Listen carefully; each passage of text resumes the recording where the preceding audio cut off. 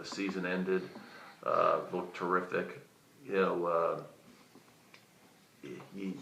healthy and ready to go.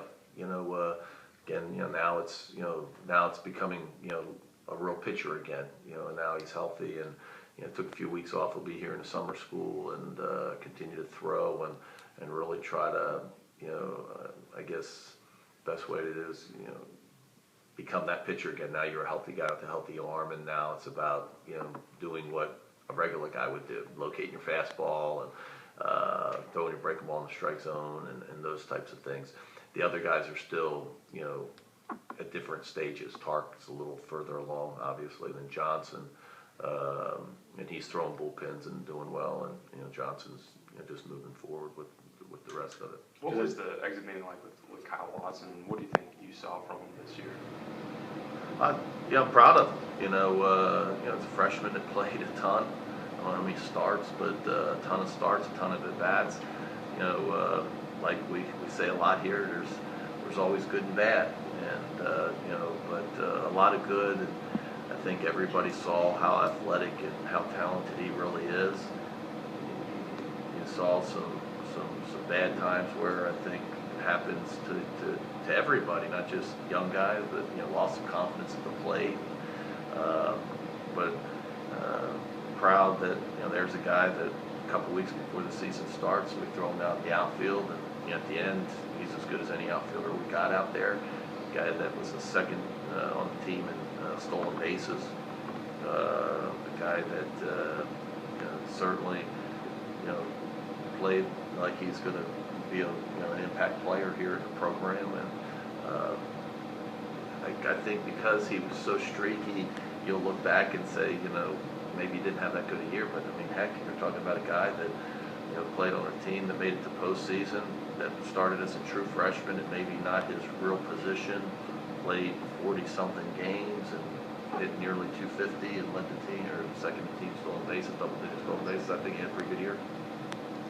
How were the meetings with like Trent and Bramlett, two of the bigger pitchers, everything going good with them, and what do they do I know Bramlett pitching last summer. What's he going to do this summer? Well, I think there are two different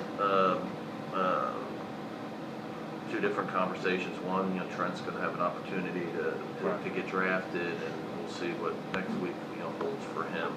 I think he's one that's had a terrific 2 years here, and he'll have to make a decision next week if he's going to have his third and final season here. Bramlett, on the other hand, is just, I think, excited to get past that first year where there was the talk of would he be able to pitch, what would his role be. You look back now, and I don't know. You look 365 days ago, we weren't talking about Bramlett. I mean, he wasn't really part of the. It might have been one of the 12th questions. Oh yeah, what about Bramlett? How's his rehab coming? Now you talk about a guy that pitched number 2 and did a terrific job.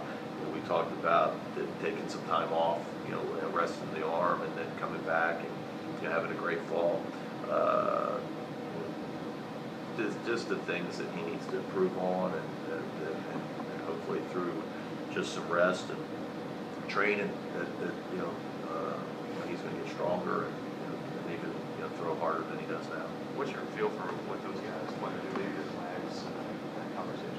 I don't like talking about the draft. I don't think it's fair to them and to speculate on where they're going to go, or if they're going to go, or if they're going to sign. I've always thought it's not right. It really makes no sense. How many guys are going to Cape Cod or other summer leagues? You mentioned Taylor's Arrow going back. Oh wow, I should have probably brought the list in here. We can get you the list. Probably be better if I just got you the list and showed you exactly, where everybody's going. Mike, you guys. Seven and Cape and some other guys all over. I'm sorry, you guys were a lot better offensively at the end of the year, it looked like, at least from a batting average perspective. What were the factors that led to the slow start, and how do you feel about this team offensively at the end of the year? A couple questions wrapped into one. Why the slow start? I think we all wish we knew that answer, but I think some of it had to do with just older guys getting off to a slow start. Some of the older guys that, and some of those guys played really well at the end. You know, like Sykes, like Austin Knight, like Robinson and Bortles, and guys that had good years last year. When you look at guys coming back, I think at the beginning of the season, you can look at everybody wants to say, hey, this guy will hit this guy will have this many home runs or RBIs, and at the beginning, guys has got off to uncharacteristic, at least uncharacteristically slow starts. I think part of it is my push that we do return people. We're not like this team that doesn't have any.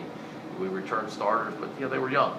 They're sophomores. A lot of those guys, and I think a lot of pressure was on them that they were in different roles. Maybe that had something to do with it. I don't know. Guys like Errol, I thought had a terrific year, but a lot of pressure on him. Last year he was the freshman out there that got this play the infield between two seniors and guys that I thought did a great job. Overby and Anderson of helping the young guys, Allen and others, Gatlin and so many older guys on that team. Now these guys like Bortles and Robinson and Woodman, now they're those guys in different roles, and I think that's tough. I think part of it is just baseball, but I thought Mike Clement did a great job, keeping them grounded, staying consistent with them in practice, and keeping it from going the other way. One of the things that we've talked about this team, but more specifically offensively, is getting better as the season progresses, and playing better in April and May than you do, and you want that all the time, regardless of what start you get off. Even if you get off to a good start, you better be better in April and May. And I think certainly offensively we were. I didn't get